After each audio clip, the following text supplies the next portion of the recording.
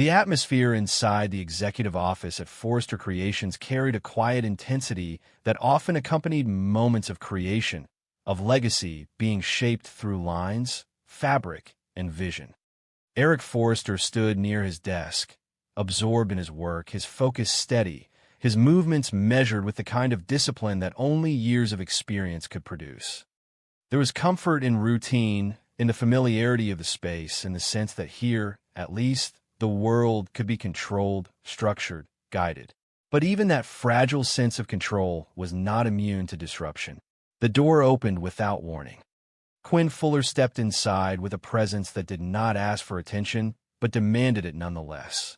Her posture was composed, her gaze unwavering, and there was something in her expression that immediately unsettled the balance of the room. She did not look uncertain. She did not look hesitant. She looked decided. Eric froze, just for a moment, the sight of her pulling him out of the present and into something far more complicated. Time folded in on itself. Memories surfacing uninvited, layered with everything they had once shared and everything that had broken between them.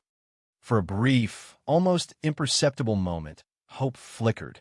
It was not logical, not fully formed, but it was there, rooted in the idea that perhaps she had come to speak, to revisit something unresolved, to acknowledge what had been left unfinished between them. He turned toward her fully now, his expression shifting, softening slightly despite himself.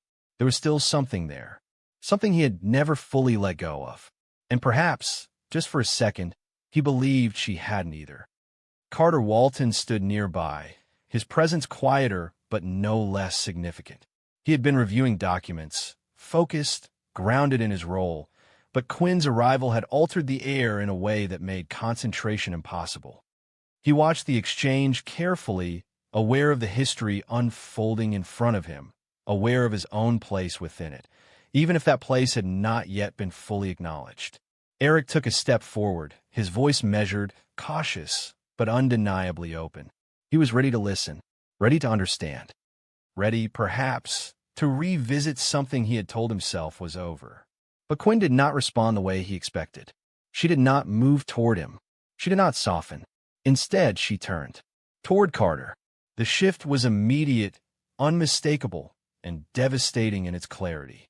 It happened so quickly, so cleanly, that for a moment it did not register as real. Eric's expression held, suspended between expectation and confusion, as his mind struggled to catch up with what he was seeing. Quinn faced Carter directly now, her focus entirely on him, her presence sharpening into something more intense, more personal. The room seemed to narrow around them, the space between past and present collapsing into a single, defining moment. And then she spoke, not carefully, not cautiously, but with a certainty that left no room for doubt. She asked him to marry her. The words did not echo. They did not need to. They landed with a force that shattered the fragile illusion Eric had been holding on to, breaking it apart completely, leaving nothing behind but the raw, undeniable truth of what was happening. Silence followed. Heavy, absolute. Eric did not move. He could not. The meaning of what he had just heard unfolded slowly, each layer cutting deeper than the last. This was not a conversation about the past. This was not an attempt at closure. This was something else entirely. Something final. Quinn continued, her voice steady, her expression unwavering. She spoke of love, of a connection that had grown quietly but powerfully, of something that had moved beyond secrecy and into something she no longer wished to hide. There was no apology in her tone, no hesitation, no acknowledgement of the man standing just a few feet away who had once been at the center of her world. She had already moved on, and she was making sure he understood that. Carter's reaction was not immediate. It could not be. The weight of the moment pressed against him from all sides, pulling him in opposing directions. His loyalty to Eric, the respect he had always carried for the man who had trusted him, who had stood beside him, who had given him a place within this world. It collided with something far more personal, far more difficult to dismiss. His feelings for Quinn. They had not been simple. They had not been planned. but they were real. And standing there now, with everything exposed, with no space left for avoidance or denial, he was being asked to choose. Eric watched him, not with anger, not yet, but with something far more fragile. Hope. Even now, even after everything. He believed Carter might refuse, that he might step back, that he might recognize what this meant, what would do.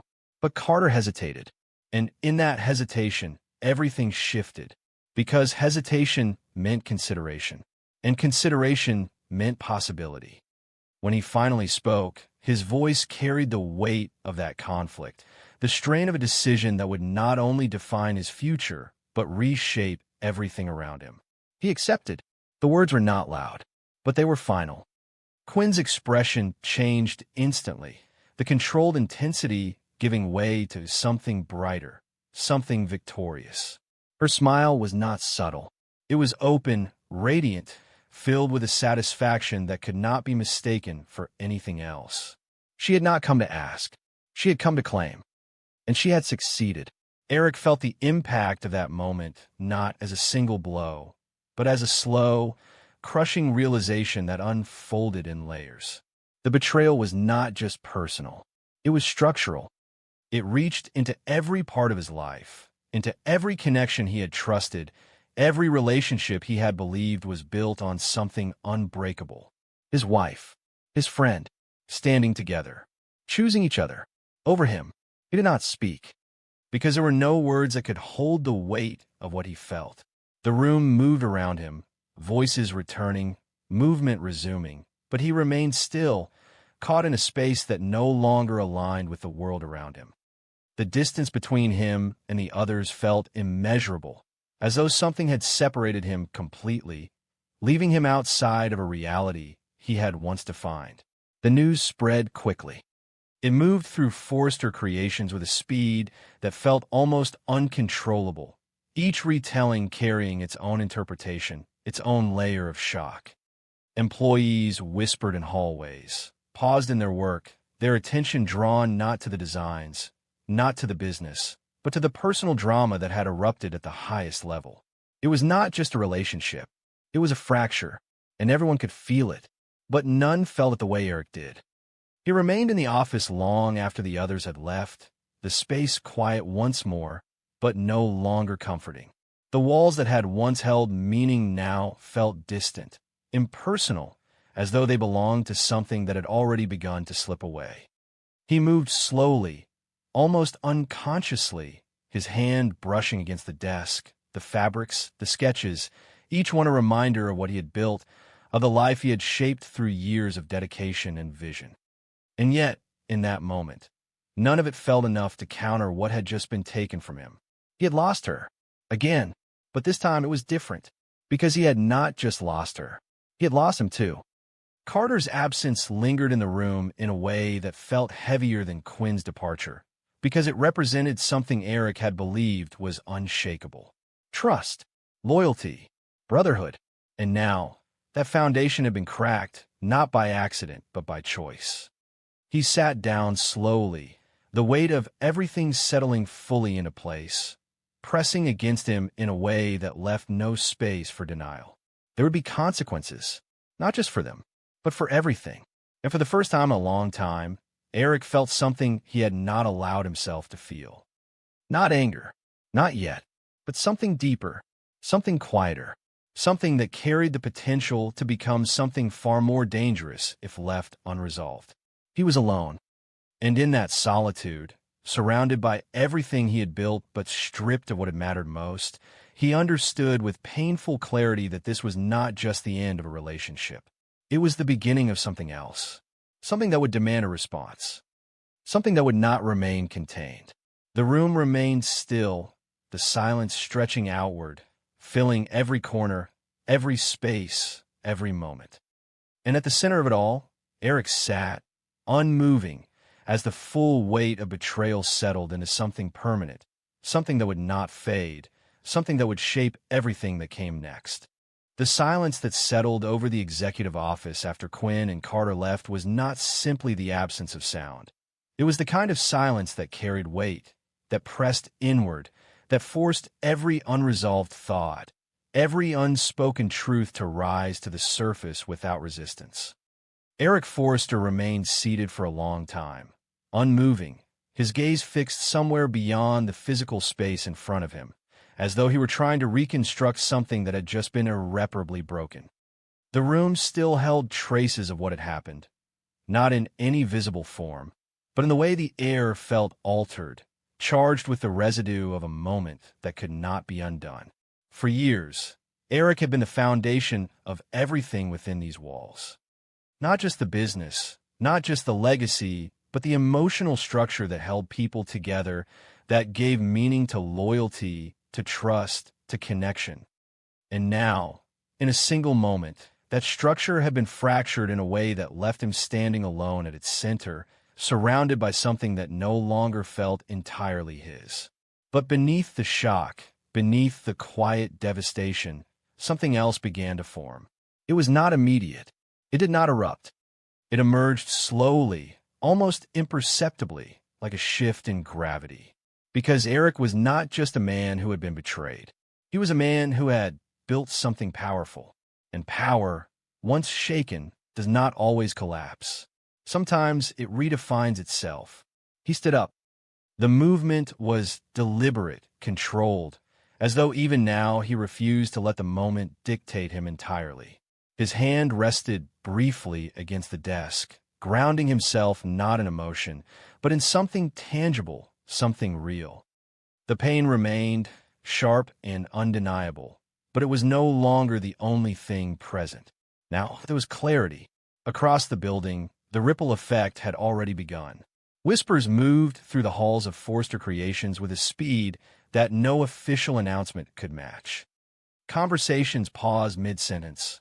Eyes shifted, attention pulled away from work and toward something far more personal, far more explosive. Employees who had spent years in navigating the complex dynamics of the Forrester family found themselves once again caught in the center of a storm that blurred the lines between business and personal betrayal. And in the midst of that storm, Carter Walton stood alone in his office. The door was closed. The space felt smaller than usual. The decision he had just made did not settle into him as triumph. It did not feel like victory, despite the certainty in Quinn's expression, despite the finality of the moment. Instead, it pressed inward, creating a tension he could not immediately resolve.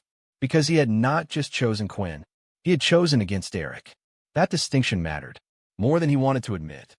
He moved toward the window, his reflection faintly visible in the glass, distorted slightly by the light outside. For a moment, he allowed himself to feel it fully, the weight of what he had done, the fracture he had created, the line he had crossed without knowing exactly how far it would extend. He told himself it was love. He told himself it was honesty. But beneath those justifications, there was something else. Doubt. And doubt, once present, does not remain silent. Meanwhile, Quinn Fuller moved through the building with a confidence that bordered on defiance. She did not avoid the looks, the whispers, the quiet shock that followed her. If anything, she seemed to welcome it, to draw strength from the reaction she had created. Her smile remained, not exaggerated, but unmistakably satisfied, as though everything had unfolded exactly as she intended. Because in her mind it had. This was not impulsive. This was not reckless. This was reclamation. She had taken control of a narrative, of her life, of the space she refused to be excluded from. And if that control came at the cost of Eric's stability, of his emotional foundation, then so be it. She had already decided that his pain was not her responsibility. But even within that certainty, something flickered. Brief, almost imperceptible. A moment where the past brushed against the present, where memory collided with choice. It did not stop her. It did not change her direction, but existed. And that meant something. Back in the executive office, Eric finally moved. He did not leave immediately. Instead, he walked slowly through the space, his gaze lingering on the details that had once felt permanent. The sketches, the fabrics, the photographs. Each one carried history, carried meaning, carried the imprint of a life built through dedication and vision. And now all of it felt altered. Not lost. Not yet. But changed. He reached for one of the designs on his desk, his fingers brushing lightly against the surface, tracing the lines with a familiarity that grounded him. This was still his. This, at least, had not been taken. And that realization shifted something inside him. Because while he had lost something deeply personal, something irreplaceable, he had not lost everything. Not even close. The door opened quietly. He did not turn immediately, but he knew who it was. The presence was familiar, steady, carrying a different kind of weight than what had come before. Ridge Forrester stepped inside, his expression unreadable at first, his posture tense but controlled. He had heard the news, of course. Everyone had. But hearing and witnessing were not the same thing. This was different. This was real. For a moment, neither of them spoke. The silence between father and son was not empty. It was filled with understanding, with recognition, with the unspoken acknowledgement that something significant had just occurred. Ridge stepped closer. "I didn't think you would do that," he said finally, his voice low, carrying a mixture of disbelief and something closer to anger. Eric let out a slow breath, not in agreement, not in disagreement, but as a release of something heavier than words. "Neither did I." The simplicity of the response carried more weight than any extended explanation could have. There was no need to elaborate. The betrayal spoke for itself. Ridge's jaw tightened slightly, his instincts pulling him toward action, toward confrontation, toward something immediate and forceful. But as he looked at his father, as he saw the quiet shift that had taken place, he realized something important. Eric was not broken.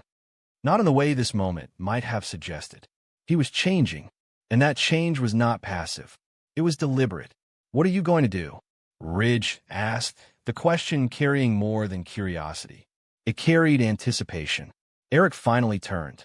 His expression was no longer defined by shock, or even by pain. It was focused, controlled, resolved. "I'm going to remind everyone," he said slowly, "what this company is built on." The words were not loud. They did not need to be, because beneath them, there was something else, something stronger, something that had not been present before. A shift in power. Ridge held his gaze, understanding settling into place as the full meaning of those words became clear. This was not just about personal betrayal anymore. This was about something larger, something that extended beyond Quinn and Carter, beyond the immediate fallout of what had happened. This was about control, about legacy, about the future of everything they had built. And in that moment, it became clear that the story did not end with Quinn's proposal. It had only just begun, because while she had claimed victory in one moment, she had also set something else into motion, something she might not be able to control. As Eric turned back toward his desk, the quiet determination in his posture spoke louder than any declaration. He had lost something, yes, but he had not lost himself. And that meant the next move would not belong to Quinn or to Carter. It would belong to him. And this time,